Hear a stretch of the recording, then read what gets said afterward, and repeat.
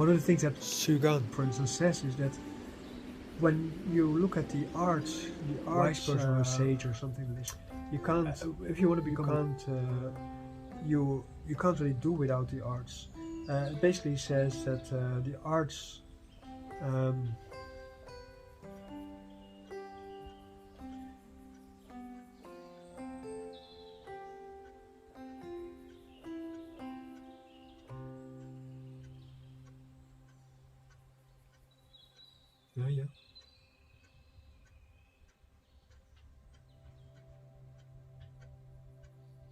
Yeah. He says that the arts are the means by which to bring one's virtue into realization inside concrete affairs. So when you are performing an art, actually this is not so much about making a painting, but it is about being creative and artful in your daily life, and this is basically what it is about.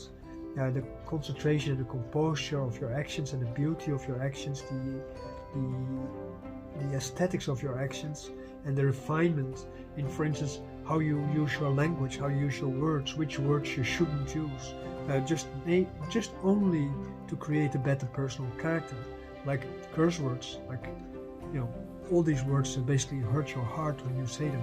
And when you are raising your kids, you say to your kids like, no, I don't want you to use these words.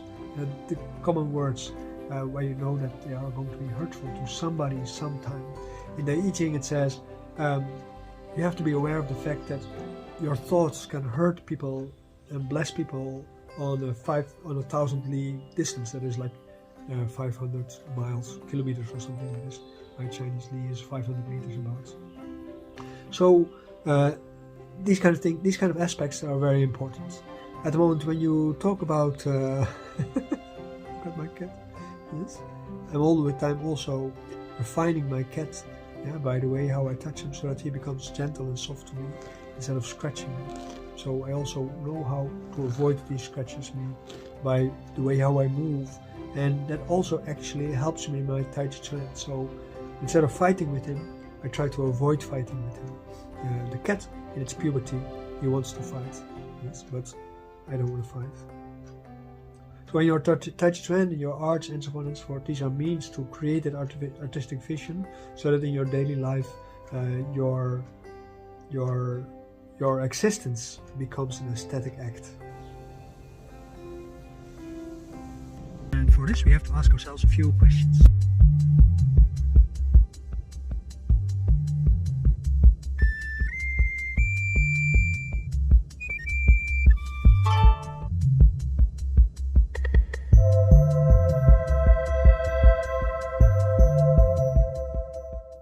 When people perform art, right, like when we are practicing Tai Chi Chuan or meditation, or we're making drawing, writing Chinese characters, or writing a form of Western script or calligraphy or something like this, is that because there's wisdom in people's heart, or is it that because of performing art we are being refined so that we can find the natural patterns inside ourselves through which we can say, okay, really, we are really getting to become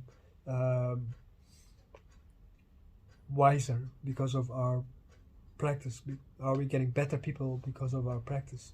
So is it the patterning of the exercises that actually makes us wiser, or is it the wisdom inside us that actually performs the art? And this is a very good question, because in Chinese medicine in general we can say, okay, there is this idea of wisdom which is in the heart. The heart is like the receptacle. The character of heart is like a mirror in which impressions come. And these impressions come from our senses. And these are like a sort of preconditioned consciousness. And this preconditioned consciousness is in fact pre-selecting information, like what does the heart probably want to see? What does the king of the body want to see to make its decisions on? And that is an aspect that is very important, because we are talking here about basically a way of looking at things, and genetically or historically or evolutionary, or whatever you want to call it, all the sense organs are basically all based on one thing, basically on the sensitivity that something's happening. and any cell in your body is in that sense a sense organ. And we are basically a collection of sense organs on which some have specialized in light, some in touch, some in smell, some in sound, and who knows what else we have as specialties. And we need to talk a little bit about why that is very important, and also what it actually means in the way how Taoism actually prescribes us to use these senses as being unfocused, so that we get to see reality for what it is.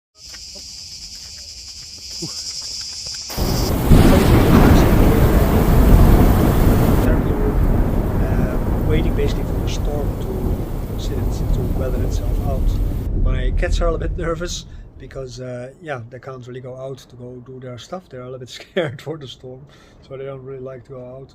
The rabbits have run into the house, and they are here somewhere in the house hiding because they don't really feel very comfortable with the storm. And I had to build all kind of stuff extra in the outhouse to make sure that the house probably will be safe during the night at a certain point when I probably will have to try to go to sleep eventually from tiredness of watching the storm.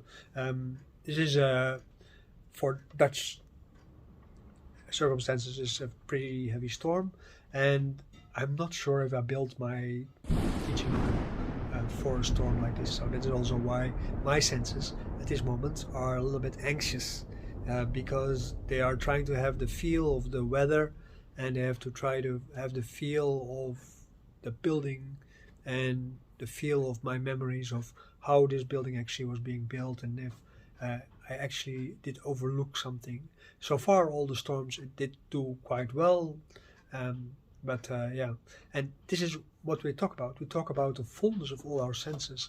They give like a full image, and normally you see that people very often they focus on particular kind of senses for a particular kind of time, like their eyes or their fingers or something like this, and then the specialization of these kind of skills they cause overwork for these kind of senses, and as a result of that they might get all kind of diseases. I get it in my clinic all the time. I tell people very often the story of Lao Tzu. You shouldn't over-specialize, and also as a result of which you can get all kind of diseases if you over-specialize in things.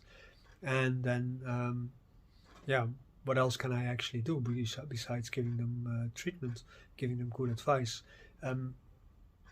In Tai Chi Chuan, there is one exercise where you are gazing right and glaring left. So glaring is the tiger look, where you look like I'm going to eat you, and then the gazing is more like the unfocused gaze, where you're actually not really paying attention to anything specifically.